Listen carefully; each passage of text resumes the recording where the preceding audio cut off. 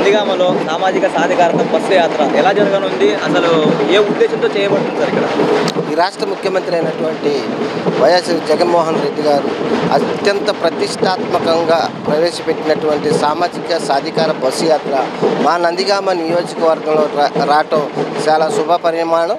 ఈరోజు జరగబోయే బస్సు యాత్ర కార్యక్రమం ఏదైతే ఉందో నందిగామ నియోజకవర్గంలో జరుగుతున్న సంక్షేమ పథకాలు, ఈ రాష్ట్రంలో జరుగుతున్న ఎస్సీ ఎస్టీ బీసీ మైనారిటీ బడుగు బలహీన వర్గాలకి ఏ విధంగా సంక్షేమ పథకాలు అందుతున్నాయి అవి అన్నిటినీ వివరించడానికి ఈ రాష్ట్ర ప్రభుత్వం ప్రవేశపెట్టిన సామాజిక సాధికార యాత్ర నందిగామలో మా ఎమ్మెల్యే గారు అయినటువంటి మొండితోక జగన్మోహన్ గారు, ఉమ్మడి కృష్ణా జిల్లా శాసనమండలి సభ్యులైనటువంటి డాక్టర్ అరుణ్ కుమార్ గారి ఆధ్వర్యంలో నందిగామ నియోజకవర్గం నుంచి అనేక వేల మంది ప్రజలు ఈరోజు తండోపతండాలుగా వచ్చి ఈ కార్యక్రమాన్ని విజయవంతం చేయడానికి పూనుకున్నారు. అదేవిధంగా నందిగామ నియోజకవర్గంలో ఇప్పటి మొండితోక బ్రదర్స్ 1286 కోట్ల రూపాయలని ఈరోజు నందిగామ అభివృద్ధి చేశారు. రాబోయే రోజుల్లో కూడా మొండితోక బ్రదర్స్ నందిగామ నియోజకవర్గాన్ని ఇంకా అభివృద్ధి చేసి నందిగామ నియోజకవర్గాన్ని ఈ రాష్ట్రంలోనే మోడల్ నియోజకవర్గంగా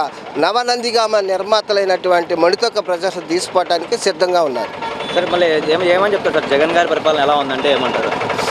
జగన్మోహన్ రెడ్డి గారి పాలనంతా మహాత్మా గాంధీ, జ్యోతిరావు పూలే, డాక్టర్ బిఆర్ అంబేద్కర్ యొక్క ఆశయాలకు అనుగుణంగా బడుగు బలహీన వర్గాలు, నా ఎస్సీలు, నా బీసీలు, నా ఎస్టీలని సంకల్పంతో ముందుకు పోతున్నారు. అభివృద్ధి ధ్యేయముగా ఆయన లక్ష్యంతో ముందుకు పోతున్నారు. అదే విధముగా ఈరోజు ఉన్నటువంటి శాసన మంత్రివర్గ మంత్రుల్లో కూడా చూసుకోండి, 25 మంత్రులు శాఖలు ఉంటే 17 మంత్రులు సామాజిక వర్గానికే కేటాయించారు, ఎస్సీ ఎస్టీ బీసీ మైనార్టీలకు. అటువంటి మహోన్నతమైన వ్యక్తి ముఖ్యమంత్రి ఈ రాష్ట్రంలో గతంలో చేసిన వాళ్ళు ఆ విధంగా ఏం చేయలేదు. అందరికీ న్యాయం, సముచిత న్యాయం కల్పించాల్సిందే. అందరూ భరోసాగా ఇది నా ప్రభుత్వం అన్న సంకల్పంతో ముందుకెళ్తున్నారు జగన్మోహన్ రెడ్డి గారు. సార్, వైసీపీలో ఇప్పటివరకు కీలకమైన మంత్రులు కానీ ఎమ్మెల్యేలు కానీ ఇలా ఉన్న వాళ్ళు కూడా కొంతమంది రాజీనామా చేస్తారు సార్. దీన్ని ఏ విధంగా చూడొచ్చు? రాజీనామా ఎక్కడ చేయట్లేదండి. మంగళగిరిలో ఆర్కే గారు చేశారు. అదేది పర్సనల్ వల్ల చేయటం వల్లే కానీ అది రాజకీయ వ్యతిరేకతతో అయితే రాజీనామా చేయలేదండి. అతని పర్సనల్ వల్ల రాజీనామా చేశారు. గతంలో అనేక మంది రాజీనామాలు చేశారండి. అంతేగాని ఇది పర్సనల్ గెజ్జెస్గా ప్రతిపక్షం కావాలని చెప్పేసి ఎవరు రాజీనామా చేసినా, కూర్చున్నా, లేచినా కూడా ఈ ప్రభుత్వానికి అంటగట్టే పని ప్రతిపక్షం చేస్తుంది. కానీ రాజీనామా అనేది అందరూ చేస్తూనే ఉంటారు. ఆ పార్టీలో చేస్తారు, ఈ పార్టీలో చేస్తారు. వాటిని బేస్ చేసుకొని అభివృద్ధికి ఆటంకపరిచే విధంగా మాట్లాడకూడదుగా. తెలంగాణ పరిస్థితి ఇక్కడ ఏపీ కూడా వస్తుందంటారా? తెలంగాణ పరిస్థితి అనేది ఏపీలో రాదండి. అక్కడ మార్పు కోరుకున్నారు. ఇక్కడ మార్పు కోరుకోబట్టే 2019లో తిరుగులేని మెజార్టీని వైఎస్ జగన్మోహన్ రెడ్డి గారికి అప్పచెప్పారు. మార్పు కోరుకోబట్టే ఈ రాష్ట్ర ప్రజలు జగన్మోహన్ రెడ్డి గారిని ఆశీర్వదించి 151 సీట్లు ఎమ్మెల్యే సీట్లు, 123 పార్లమెంట్ సీట్లు అప్పచెప్పారు. చంద్రబాబు గారి గురించి ఏమంటారు సార్? చంద్రబాబు నాయుడు గారి గురించి ఏం మాట్లాడాల్సిన పని లేదండి. అతను చేసిన మోసపూరిత విధానాల వల్లే అతను ప్రతిసారి కూడా అసెంబ్లీకి ఎన్నిక కావాలంటే మోసపూరిత విధానాల వల్లనే ప్రజలకు మోసపూరితమైన హామీలు ఇచ్చేసి హామీల ద్వారా రావటం, వచ్చిన తర్వాత ఒక మాట, రాకముందు ఒక మాట మాట్లాడి ఆ విధంగా అతను చేసుకోబట్టే ఇవాళ జగన్మోహన్ రెడ్డి గారికి తిరుగులేని మెజార్టీని తీసుకొచ్చి రాష్ట్ర ప్రజలు ఆయనకి ముఖ్యమంత్రిగా కూర్చోబెట్టారు. పవన్ కళ్యాణ్ గారు, చంద్రబాబు గారు పొత్తుతో పోటీ చేస్తారు సార్. ఇప్పుడు ఈసారి ఏమైనా గెలిచే అవకాశాలు ఎక్కడైనా కనిపిస్తున్నాయంటారా మీకు? పవన్ కళ్యాణ్ గారు సినిమాలో స్టారే కానీ రాజకీయాల్లో స్టార్ లేదండి. అతనికి రాజకీయ అవగాహన లేకుండా ఆవేశపూరితంగా మాట్లాడటం. మొన్నటిదాకేమో తెలుగుదేశాన్ని తిట్టాడు, ఇవాళ తెలుగుదేశంతో టైఅప్ పెట్టుకున్నాడు. అంటే ఈ తెలుగుదేశం ప్రభుత్వం కూడా ఎవరో ఒకళ్ళు సపోర్ట్ కావాలి. ఈ సపోర్ట్ కావాలంటే ఆయనకి పక్కన జనం ఉన్నారు, యూత్ ఫాలోయింగ్ ఉందన్న ఉద్దేశంతో అతన్ని దగ్గర తీసుకున్నాడు. కానీ ప్యాకేజీ స్టార్ని అతను చెప్తే ఓట్లేస్తారనేది నమ్మే శక్యం లేదు ఈ రాష్ట్ర ప్రజలు. మరి టీడీపీ వాళ్ళు ఏమన్నా కూడా జన సైనికులు అరవకూడదు, ఏం చేయకూడదు, మనం సైలెంట్గానే ఉండాలి అని చెప్పి ఒక సభలో కూడా చెప్పారు కదా సార్ పవన్ కళ్యాణ్. దాన్ని ఎలా చూడొచ్చు అంటారు? అదేనండి, ఇప్పుడు జన సైనికులు సైలెంట్గా ఉండమనంటే అన్ని పార్టీలో చెప్తారు, ఆవేశంగా మాట్లాడొద్దు. అసలుకి పవన్ కళ్యాణ్ గారు ఈ స్టేట్లో పనికిరాని వ్యక్తి అండి. అతని గురించి ఎక్కువ మాట్లాడటం కూడా అనవసరం. ఎందుకంటే అతనికి రాజకీయ అవగాహన లేకుండా ఇష్టం వచ్చినట్టు మాట్లాడటమే కానీ, ప్రతిపక్షం అయినా సరే జనసేన పార్టీ కానీ ఈ రాష్ట్రానికి ఈ ప్రజలకు ఏమేం చేస్తున్నాము అనేది రాట్లా. ఎంతసేపటికి అధికార పక్షాన్ని ఇబ్బంది పెట్టే విధంగా మాట్లాడటమే కానీ, ఆ స్టేజీలు పెట్టేసి ఆ కాసేపు ఏదో నోట్లో వాగటమే కానీ అసలు మీ స్టాండ్ ఏంటి? మీరేం చేస్తారు? రేపు రాబోయే రోజుల్లో ఈ ప్రజలకు ఏం చేస్తారు? ఇప్పుడు ఇస్తున్న జగన్మోహన్ రెడ్డి సంక్షేమ పథకాలు ఆపుతారా? ఇంతకన్నా మెరుగైన ప్యాకేజ్ ఇస్తారా? ఈ చెప్పట్ల ఎంతసేపటికి నువ్వు ఉండకూడదు, నువ్వు పోకూడదు, 175 స్థానాల్లో వైసీపీని లేకుండా చేయాలని ఆయన ప్యాకేజీ స్టార్ మాట్లాడుతున్నారు. సరే, ఆ విధంగా చేయమనండి, రాష్ట్ర ప్రజలు మెచ్చుకుంటారు. నువ్వు నిన్నగాక మన తెలంగాణలో పోటీ చేస్తే నీకు డిపాజిట్లు కూడా రాలేదు. ఆ విషయం తెలుసుకొని నువ్వు మాట్లాడేటప్పుడు అందరి మనోభావాలు ఒకే విధంగా ఉండేటట్టుగా మాట్లాడాలి. కానీ నువ్వు కావాలని చెప్పేసి రాష్ట్ర ప్రభుత్వంపై బురద జల్లే ప్రయత్నం చేసిన పవన్ కళ్యాణ్ గారు అనే అతను ఈ రాష్ట్రంలో ఒక్క సీటు కూడా రాదు. మళ్ళీ ఈసారి వైసీపీకి ఒక్క సీటు రానివ్వను, మాకు 160 సీట్లు వస్తాయని చెప్పి అంటున్నారు సార్. మళ్ళీ పవన్ కళ్యాణ్ గారు కూడా రాకపోతే రాజకీయ సన్యాసం తీసుకుంటాడా? ఇవన్నీ కళ్ళబుల్లి మాటలేనండి, కళ్ళబుల్లి మాటలు. నీకు ఆ విధంగా ప్యాకేజీ స్టార్వి నీకు తెలంగాణలో కూడా నువ్వు పోటీ చేసావు కదా, 8 చోట్ల పోటీ చేసావు. ఏది హైదరాబాద్ మొత్తం నాదే, నా కబ్జాలోనే ఉంటుందని అక్కడ పోటీ చేసావు. అక్కడ నీకు డిపాజిట్లు కూడా రాలేదు. అక్కడే అర్థమైపోయింది నువ్వు ఇక్కడికి వచ్చినా కూడా నీకు డిపాజిట్లు రావు. 161 సీట్లు ఎలా కొడతావు? నీకు అసలు ఈ అభ్యర్థులే లేరా, నువ్వే ఒకడికి సపోర్ట్ చేస్తున్నావు. నువ్వు ఆ విధంగా మాట్లాడితే జనం పిచ్చోళ్ళ, అదే ఉండదండి. సార్, జనసేనలో కూడా ఎంతమంది మన వైసీపీలో కూడా చేరారు సార్, దాన్ని ఎలా చూడొచ్చు అంటారు? చేరతారండి. ఇలా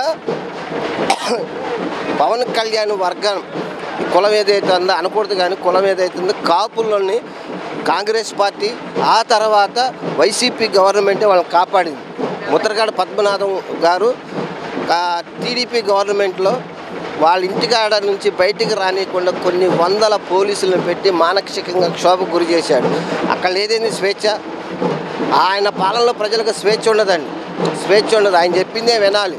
అదేవిధంగా బీసీలకు వాళ్ళకి రావాల్సినటువంటి సమాజ పరంగా సీట్లు కానివ్వండి, లేదంటే వాళ్ళకి ప్రభుత్వ పరంగా అందాల్సిన సంక్షేమ పథకాలు అడగటానికి పోతే తోకలు కట్ చేస్తానని చెప్పి ముఖ్యమంత్రి హోదాలో మాట్లాడిన వ్యక్తి చంద్రబాబు నాయుడు. అదేవిధంగా ప్రతివాడు దళితుడే పుడతాడా అని దళితుల్ని అవమానపరచడం. ఈ విధంగా గోదావరి పుష్కరాల్లో 28 మంది మహిళలు చనిపోతే వారి కుటుంబాలకు సానుభూతి తెలియపరచకుండా ఏ విధంగా వ్యంగ్యంగా మాట్లాడేది అందరికీ అర్థమవుతుంది. ఇవాళ రైతుల యొక్క మనోభావాలు దెబ్బతీసే విధంగా కూడా చంద్రబాబు ఆ విధంగా మాట్లాడబట్టే ఇవాళ రాష్ట్ర ప్రజలందరూ వైఎస్ జగన్మోహన్ రెడ్డి గారికి నేరాజాలు పలకటానికి సుముఖంగా ఉన్నారు. సార్, ఎందుకంటే సార్ పవన్ కళ్యాణ్ గారికి గెలవాలని అంత ఖచ్చితంగా చెప్తున్నారు? 10 ఏళ్ళు అయింది దాదాపుగా పార్టీ పెట్టి. అక్కడ మీకు అర్థం కావట్లేదండి. ఇక్కడ అతనికి రాజకీయ పరికొత్తత లేదు, ఇండివిజువల్గా పోటీ చేసే కెపాసిటీ లేదు. అతను ఇక్కడ లోకల్ మనిషి కాదు, ఇక్కడ లోకల్ కాదండి. సినిమా ఉంటే వెళ్ళిపోతాడు. రాజకీయాల కోసం ఆ 4 రోజులు ఏదో వచ్చిపోయేవాడికి ఏరండి. స్థిరంగా ఇక్కడ ఉండాలి. అన్ని కాన్స్టిట్యున్సీలో నీ నియోజకవర్గ ఇన్ఛార్జీలు పెట్టుకోవాలి. నీకు కమిటీ లేదు, ఏమీ లేదు. నువ్వు వచ్చేసి ఇక్కడ మీటింగ్ పెడితే అక్కడ నువ్వు గెలుస్తావా? మీటింగ్కి ఎవరైనా వస్తారు పోతారండి. ఆయన రాజకీయ సినీ నాయకుడు కాబట్టి అందరూ వస్తుంటారు, కానీ ఓట్లు ఎందుకు పడలేదు? నువ్వు హైదరాబాద్లో మీటింగ్ పెడితే లక్షల మంది వచ్చారు, కానీ నువ్వు అక్కడ పోటీ చేస్తే డిపాజిట్లు కూడా రాలేదు. జనసేన అధినేత పవన్ కళ్యాణ్కి రాజకీయ పరికత్వం లేదండి. అభివృద్ధి అంటే ఏంటో తెలియదు, ఏ విధంగా చేయాలో తెలియదు. ఒక పేదవాడిని వాటేసుకోవడం చేత కానీ పవన్ కళ్యాణ్ ఈ విధంగా మాట్లాడటం చాలా శోచనీయం. సార్, మళ్ళీ పై ఏపీ నీట్ జగన్ అంటే మీరు ఏమని చెప్తారు సార్? ఖచ్చితం అండి, రావాలండి. ఎందుకు రావాలనేది భాగంగా సామాజిక యాత్రలో పెట్టేసి ప్రజలలో చైతన్యం తీసుకొచ్చి నేను పని చేశాను, మీకు పని చేశాను అనుకుంటే నాకు ఓటేయండి దమ్ము ధైర్యం కలిగి అడిగే వ్యక్తి ఎవరైనా ఉన్నారంటే ఈ రాష్ట్రంలో వైఎస్ జగన్మోహన్ రెడ్డి గారు.